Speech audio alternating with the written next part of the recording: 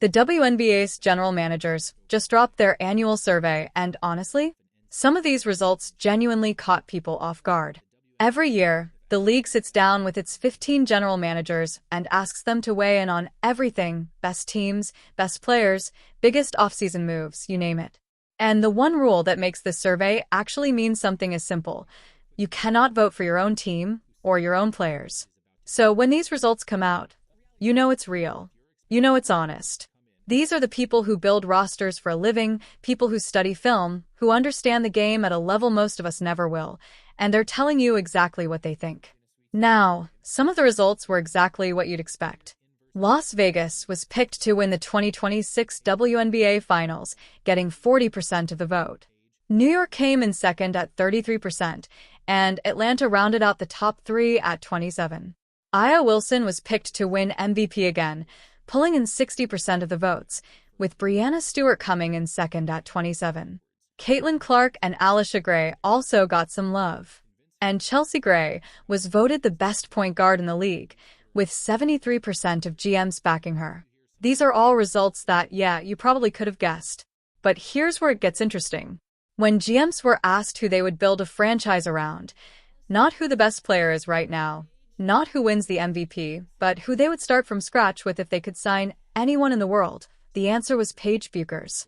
33% of general managers in this league, people who do this for a living, said give me Paige. Not Aya Wilson. Not Caitlin Clark. Paige Bueckers. Now, let that sink in for a second. Last year, when this exact same question was asked, Caitlin Clark got 50% of the vote. She was the runaway answer. She was the consensus pick. The rookie who had taken the league by storm, who had broken attendance records, who had changed the conversation around women's basketball entirely. 50%. That's not a close race, that's a statement.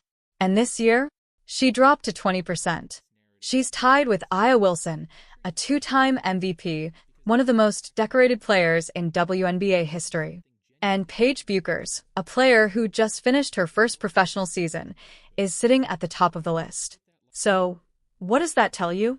It tells you that the people closest to this game, the people evaluating talent every single day, see something in Paige Bueckers that goes beyond what she's already done.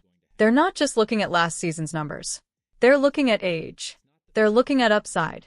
They're looking at the kind of player she could become over the next 10, 12, 15 years. And right now, the consensus in front offices across this league is that Paige Bueckers is the future. Think about what she did in her rookie year. She won Rookie of the Year. She came into a league full of athletes who had been professionals for years, and she held her own immediately. And the GMs aren't just acknowledging that. They're awarding it by saying she's the player they'd most want to build around. That's not a small thing. That is a massive statement about where this league thinks she's headed. Now, does that mean Caitlin Clark is declining? Absolutely not. Let's be clear about that. Caitlin Clark is still one of the most impactful players in professional basketball.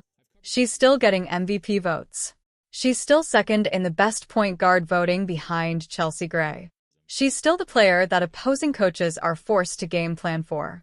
She's not going anywhere, and her impact on this league, both on the court and off it, is undeniable. But what this survey tells us is that the conversation has shifted. A year ago, she was the clear, obvious, unanimous answer. Now she's part of a three-way conversation, and the player who came into the league after her is already being viewed as the top franchise cornerstone. That is how quickly things move in this league. Let's talk about some of the other results that jumped out because there's genuinely a lot here. Dallas was voted the team that made the best overall moves this offseason, pulling 47% of the vote. Atlanta came in second at 33%. And remember, Dallas also has Paige Bueckers on their roster. So you've got GMs saying Dallas made the best moves and that the player they'd build a team around plays for Dallas. That franchise is being viewed as one of the most exciting builds in the league right now. For the biggest player acquisition that will make the most impact, it was a tie between Angel Reese going to Atlanta and Gabby Williams going to Golden State, both at 27%. Nneka Ogwumike to Los Angeles came in at 20%. And the most surprising move? Sada Sabali to New York led that category at 23%, with Angel Reese to Chicago and Alana Smith to Dallas both at 15%. Wait, Angel Reese to Chicago was listed under surprising moves, but she also got the most votes for biggest impact going to Atlanta? Let's clear that up. Reese was traded from Chicago to Atlanta, and that move is being seen as both surprising and impactful. GMs are watching that situation closely. For Rookie of the Year in 2026, it wasn't even close. Olivia Miles from Minnesota got 73% of the vote. Azzi Fudd from Dallas came in at 20%, and Flau'jae Johnson from Seattle got 7%.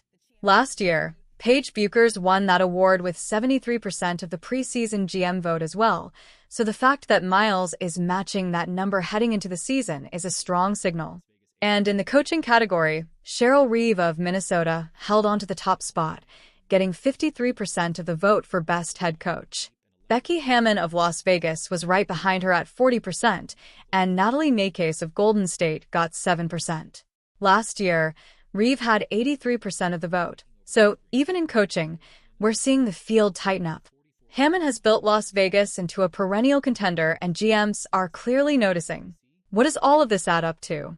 It adds up to a league that is genuinely wide open. A year ago, you had Minnesota as the 60% favorite to win the finals.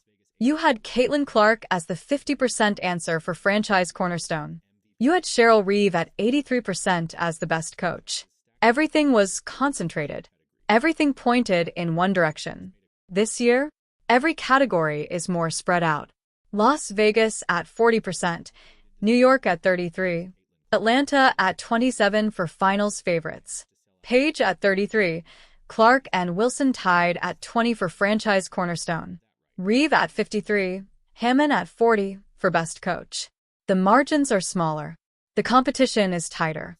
And that is genuinely exciting for anyone who loves the sport.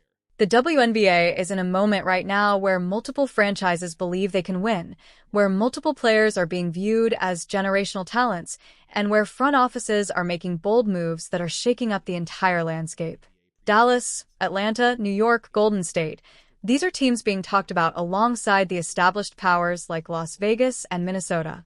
And at the center of all of it is this new conversation about who the face of the next era of women's basketball is going to be. Is it Paige Bueckers, the 21-year-old who just finished her first year and already has 33% of GMs ready to hand her the keys?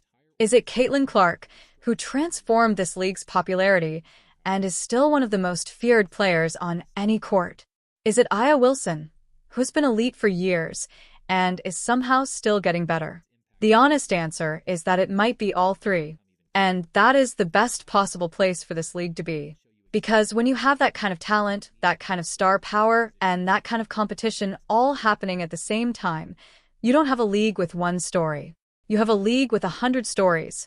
And the general managers who answered the survey, they see all of it. They live it every day. And right now, they're telling you that what's coming in 2026 is going to be something worth paying very close attention to.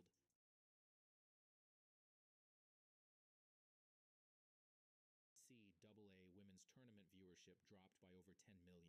That's not just a minor dip, it's a total collapse. The 2024 title game without Caitlin brought in just 8.5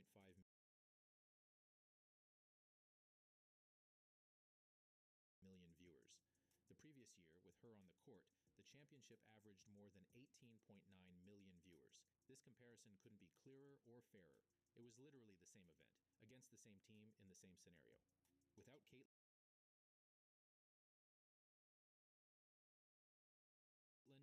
it wasn't even close. Then, as I mentioned earlier, Paige Bueckers signed a 3-year deal with Unrivaled, and some media figures instantly labeled it as groundbreaking for the league, suggesting it would drastically boost women's basketball. Unrivaled, the player-led off-season league spearheaded by Nafisa Collier and Brianna Stewart, invested nearly $9 million in player salaries.